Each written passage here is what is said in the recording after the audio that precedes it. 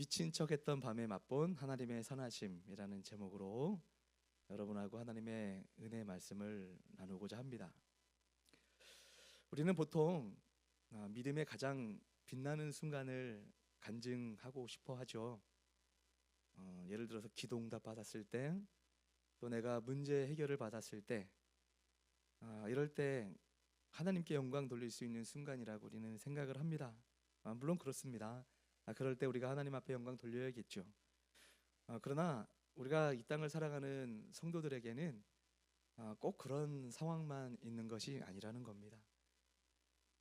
오늘 시편 34편 말씀을 보면 다윗의 인생에 가장 초라하고 부끄러운 장면에서 시편 34편이 쓰여지고 있는 것을 볼 수가 있습니다. 자, 시편 34편 말씀의 배경이 어떠하냐면 다윗이 사울 왕에게 쫓겨 도망자 신세가 되었습니다. 여러분 아시다시피 다윗은 하나님의 선택하심 가운데 기름 부음을 받았죠. 그래서 왕이 될 사람이었어요.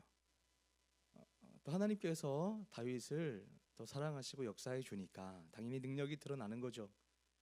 그러니까 선택을 받았기 때문에 능력이 드러났다기보다 다윗은 늘 하나님 보시기에 마음이 합한 자였습니다. 늘 하나님 앞에 예배하기를 기뻐했고 기도하기를 힘썼고 늘 주님을 의지했던 자가 다윗이었죠.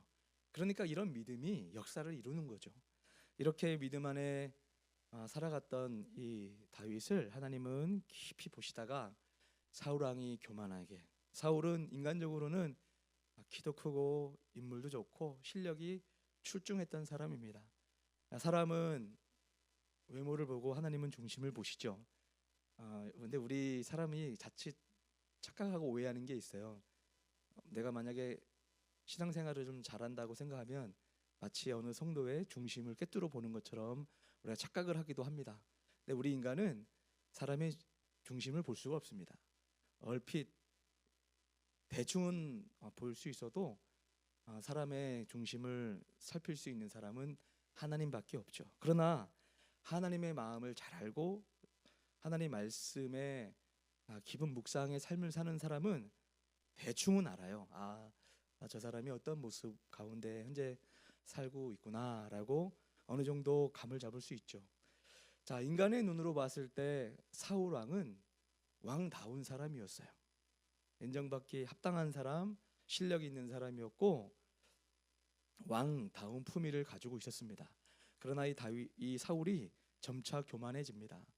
점차 교만해져서 이제 하나님이 말씀하신 말씀을 심지어 거역하기까지 하죠. 근데 이때쯤에 우리 하나님은 이 사울을 패하시고 다윗이라고 하는 사람을 이제 두 번째 왕으로 이제 세울 생각을 하십니다.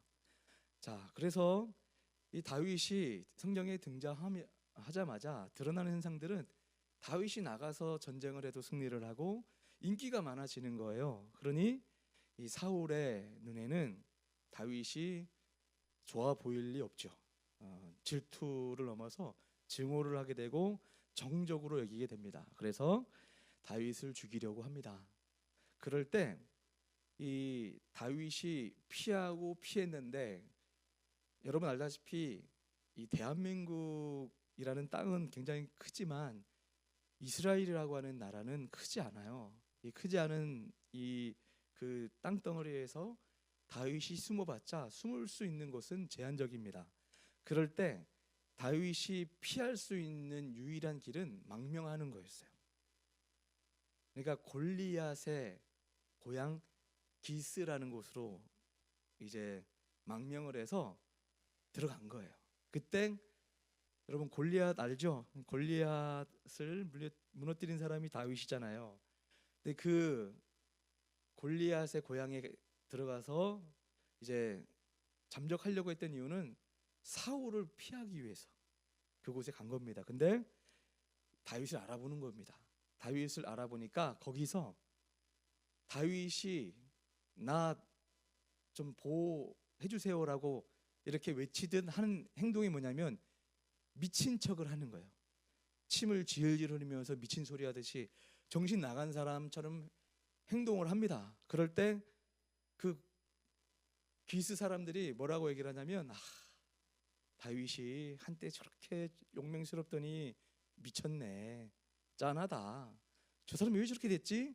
불쌍하니까 놔주자 라고 하는 그 상태에 자기의 목숨을 부지하기 위해서 그 성군 다윗이 지금 어떤 모습을 보여주고 있냐면, 아까 시편 34편 표제를 보게 되면 그렇게 말씀을 하고 있단 말이에요.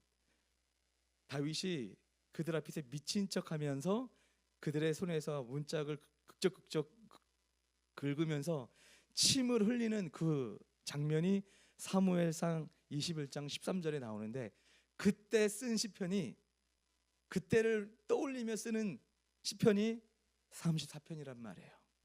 자, 이 모습이 어떤 모습입니까?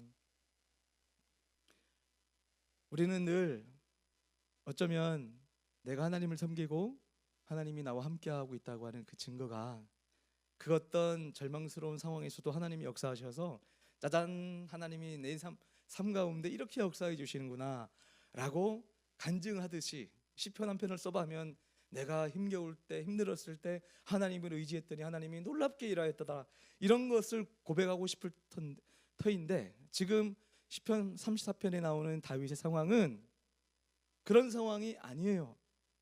어떻게 보면 참 비참하기도 하고 부끄러울 것만 같은 이 상황에 다윗이 이 시편 34편을 고백하게 하시는 이유는 누구를 위한 목적일까요? 우리를 위해서. 너희들의 삶이 어쩌면 열심히 살려고, 열심히 하나님 섬기고, 열심히 하나님 예배하고, 어느 누구보다 하나님만을 신뢰했던 사람인데, 내가 지금 살아가는 상황이 다른 사람들 앞에 미친 사람처럼 나의 중심을 드러냈다가는 정말 죽임을 당할 거나 무시를 당할 것 같으니까 숨기고 속이고, 내 목숨부터, 내 앞날부터 좀 걱정하자라는 식으로 살아가고 있는 상태에 놓여 있는 그 어떤 성도가 있다면 오늘 말씀을 기억하면서 하나님의 음성을 듣자라는 거예요.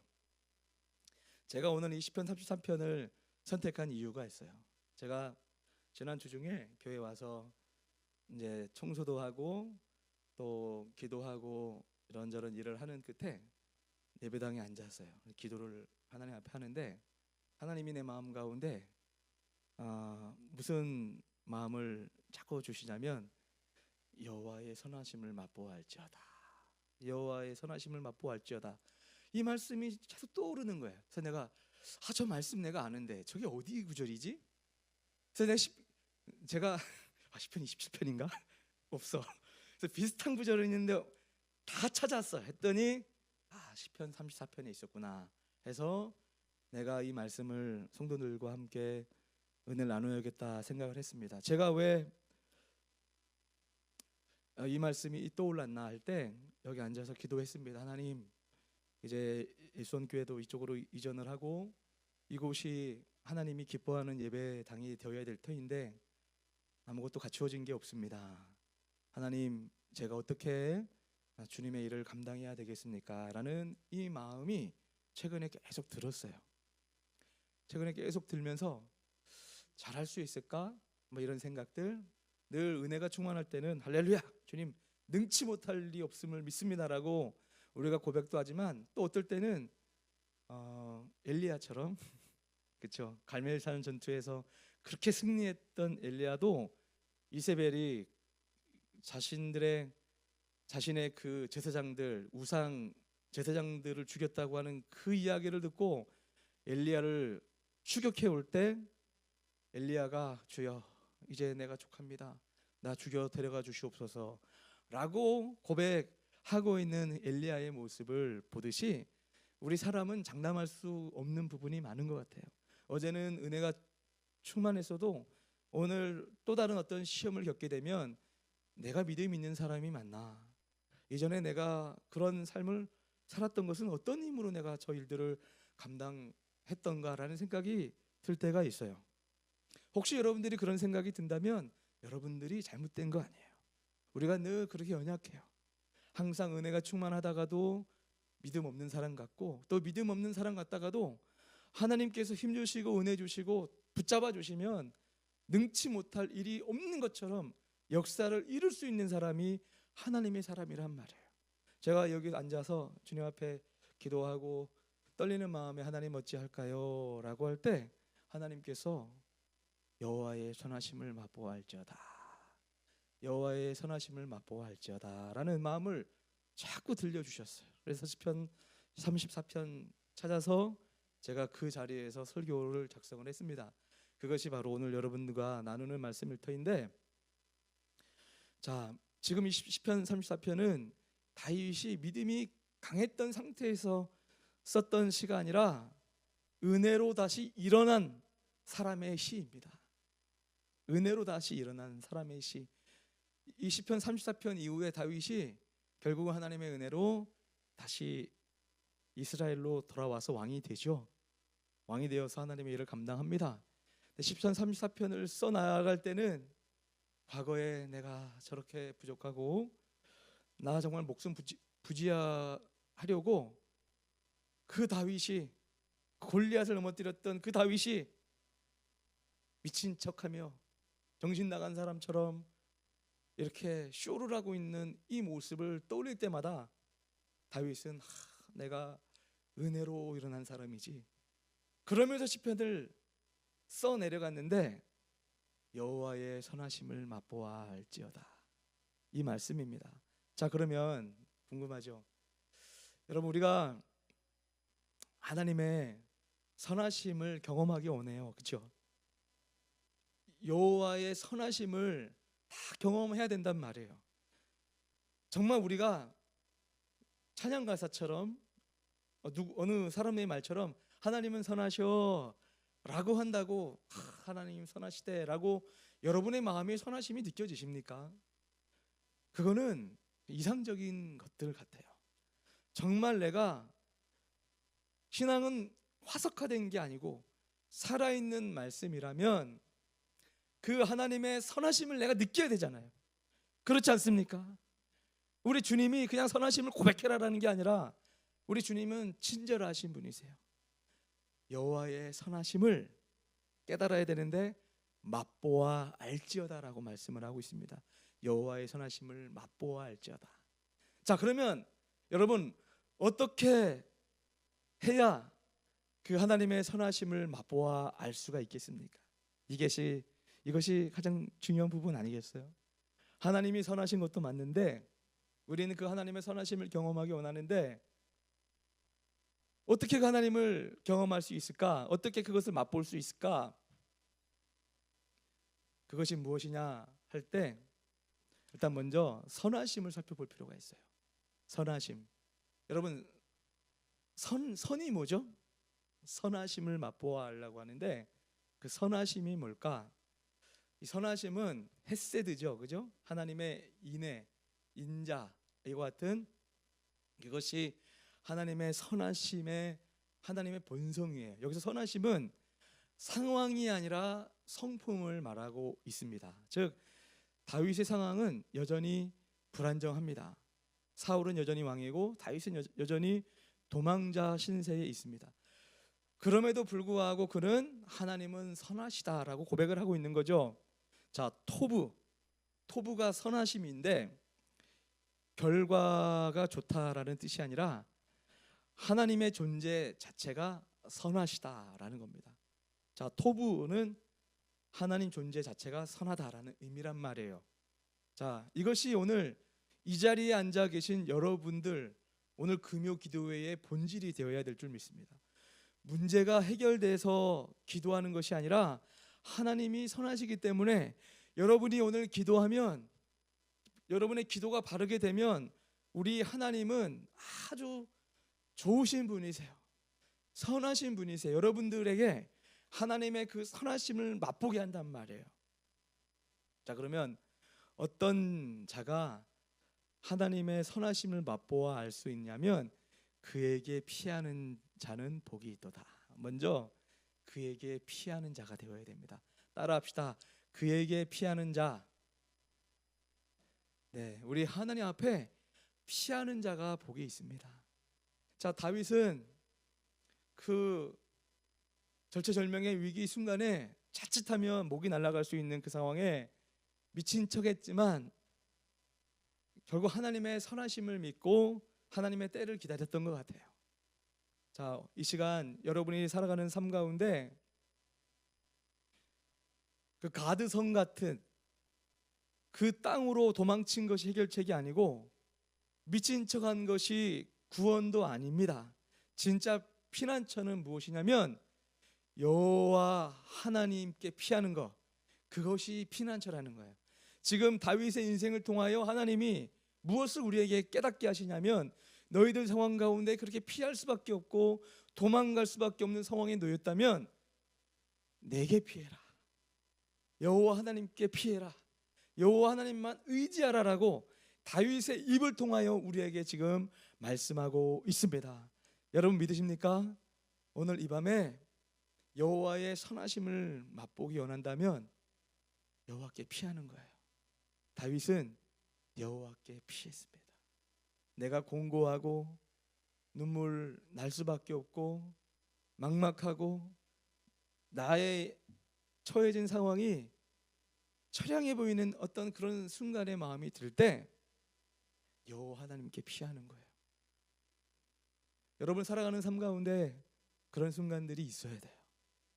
여러분이 정말 하나님밖에 소망이 없어서 이렇게 앉아 있을 때 하나님의 음성이 들려와야 된단 말이에요.